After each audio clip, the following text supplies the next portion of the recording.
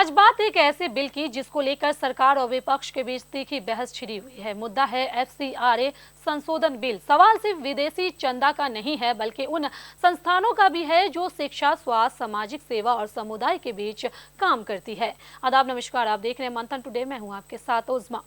सबसे पहले समझिए एफसीआरए क्या है। एफसीआरए यानी कि फॉरेन कंट्रीब्यूशन रेगुलेशन एक्ट। इसका मकसद है कि भारत में आने वाले विदेशी चंदे पर निगरानी रहे और विदेशी पैसा का इस्तेमाल देश के हितों के खिलाफ ना हो। लेकिन अब प्रस्तावित संशोधन को लेकर सवाल उठ रहा है कि क्या सरकार विदेशी फंडिंग को नियंत्रण करने के नाम पर उन संस्थानों की संपत्तियां और कामकाज पर भी ज्यादा अधिकार हासिल करना चाहती है।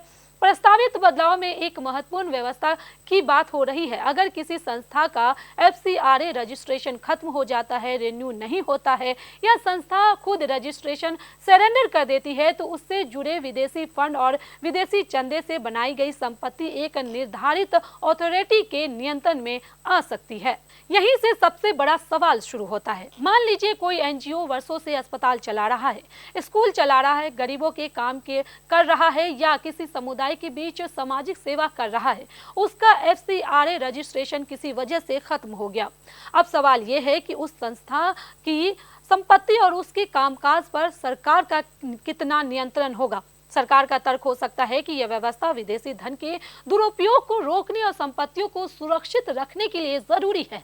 लेकिन विपक्ष पूछ रहा है कि अगर किसी संस्था का रजिस्ट्रेशन खत्म होने के बाद उसकी संपत्ति सरकारी नियंत्रण में चली जाती है तो क्या इससे कार्यपालिका को जरूरत से ज्यादा ताकत नहीं मिल जाएगी। और सबसे संवेदनशील सवाल अल्पसंख्यक संगठनों को लेकर है। खासकर मुस्लिम समुदाय की ओर से यह सवाल उठ सकता है कि अगर मुस्लिम समाज द्वारा चलाई जा रहे स्कूल, मदरसे, अस्पताल, सामाजिक संस्था या चैरिटी संगठन एफसीआरए के तहत काम करती है तो क्या इस कानून का इस्तेमाल उनके खिलाफ किया जा सकता है।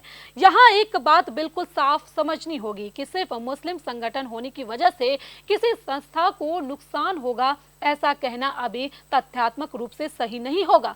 कानून अगर सभी एफसीआरए संस्थानों पर समान रूप से लागू होता है तो उसका प्रावधान धर्म के आधार पर भेदभाव नहीं करता।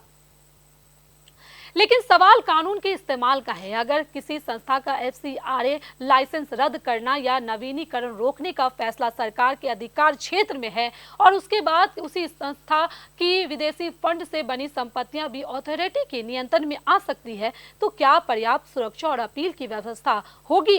क्या किसी संस्था को अपना पक्ष रखने का पूरा मौका मिलेगा। क्या स्वतंत्र समीक्षा होगी। क्या संपत्ति पर नियंत्रण लेने से पहले न्यायिक प्रक्रिया जरूरी होगी। और अगर सरकार के फैसले के खिलाफ संस्था अदालत जाती है तब तक उसकी संपत्ति और गतिविधियों का क्या होगा। यही सवाल है जिनका जवाब सरकार को देना चाहिए। अब सरकार से दूसरा बड़ा सवाल है कि अगर उद्देश्य सिर्फ विदेशी धन के दुरुपयोग को रोकना है तो संपत्ति पर नियंत्रण की इतनी व्यापक व्यवस्था की जरूरत क्यों पड़ रही है।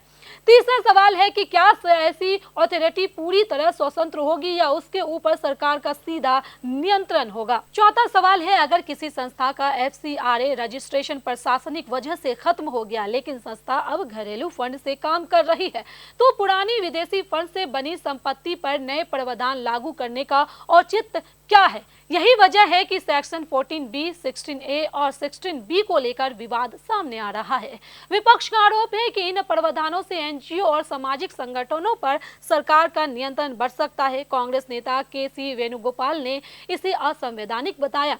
टीएमसी सांसद डेरेक ओ ब्रायन ने भी प्रधानमंत्री को पत्र लिखकर कार्यपालिका के अत्यधिक नियंत्रण की आशंका जताई। डीएमके की ओर से भी बिल वापस लेने की मांग की गई है। केरल में कैथोलिक चर्च ने भी चिंता जाहिर की है। लेकिन यहाँ सरकार से सिर्फ विपक्ष के आरोपों के आधार पर नहीं बल्कि जनता की तरफ से भी सवाल पूछा जाना चाहिए।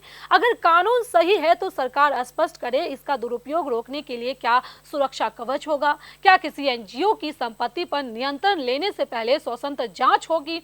क्या अपील का अधिकार होगा। क्या समयबद्ध न्यायिक समीक्षा होगी। और सबसे अहम, क्या इस कानून का इस्तेमाल राजनीतिक या वैचारिक असहमति रखने वाले संगठनों पर दबाव बनाने के लिए कभी नहीं किया जाएगा। क्योंकि विदेशी फंड में पारदर्शिता जरूरी है, राष्ट्रीय सुरक्षा भी जरूरी है, लेकिन लोकतंत्र में ये भी उतना ही जरूरी है कि सरकार को मिली शक्ति पर उचित निगरानी हो। मुस्लिम, ईसाई, हिंदू या किसी भी समुदाय द्वारा संचालित संस्था को काम कानून सबके लिए एक जैसा होना चाहिए। अल्पसंख्यकों के लिए असली सवाल यही है कि एफसीआरए में बदलाव हो रहा है या नहीं। असली सवाल ये है कि क्या कानून के तहत उनके संगठनों को भी समान सुरक्षा, पारदर्शिता और निष्पक्ष अपील का अधिकार मिलेगा।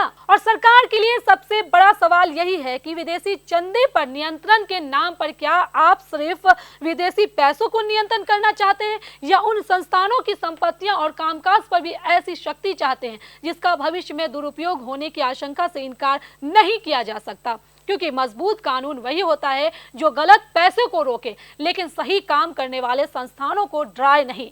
अब फैसला जनता और संसद को करना है। एफसीआरए में पारदर्शिता जरूरी है, लेकिन क्या पारदर्शिता के साथ जवाबदेही और सुरक्षा भी उतना ही मजबूत है? चलिए फिलहाल इस खबर में बस इतना ही। देश दुनिया की ऐसी तमाम बड़ी खबरों के लिए बने रहे मंथन टुडे के साथ साथ ही हमारे चैनल को लाइक करें, सब्सक्राइब करें, फॉलो करें और निष्पक्ष पत्रकारिता देखना है तो देखते रहे मंथन टुडे। बहुत बहुत शुक्रिया।